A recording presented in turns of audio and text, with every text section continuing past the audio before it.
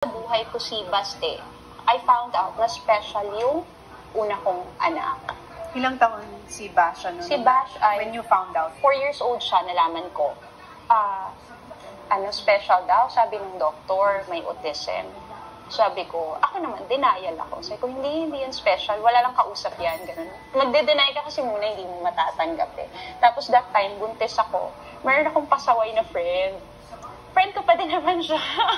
Concerned lang siguro talaga siya. Sabi niya, naku, baka special din yung ikalawa mong anak. So, sabi niya, ay, may kakilala ako na pwedeng maglaglag ng bata, ganyan. Kasi ginagawa doon sa probinsya. Sabi ko, hindi, ano ka ba? Kahit na special yan, we choose life. Ganun pa ako. Very positive ako. Sabi ko, okay lang yan. Things will get better naman. Kasi may nakikita ako sa TV. May mga autism, pero umu-okay naman yung buhay nila. So sabi ko, kahit siguro dalawa sila, okay lang. Pero pumasok na sa utak ko that time. What if? Posible. So 4 years old si Basha when you realized and found out that she was special. How? Sabi sa akin nung isang classmate ni Bash, in-approach na talaga ako, sabi niya, ate, ba't ganyan yung anak mo? Ang bobo, gumano na sa akin. So syempre ako parang, how dare you?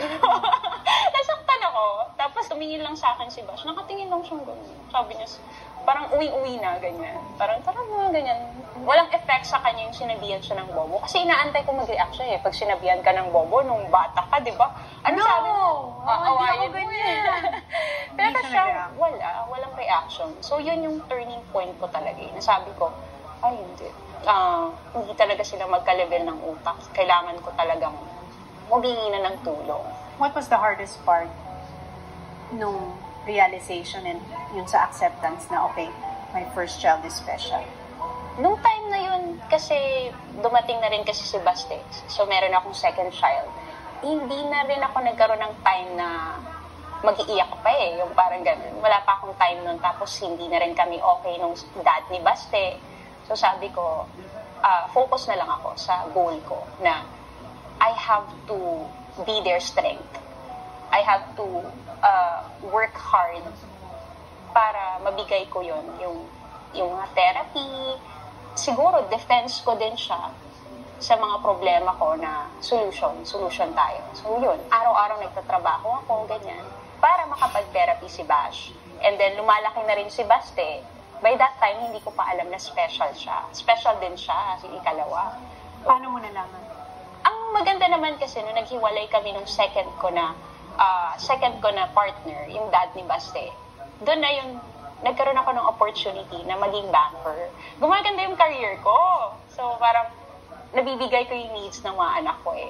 Pero nung nalaman ko na special din si Baste, doon na ako napaisip.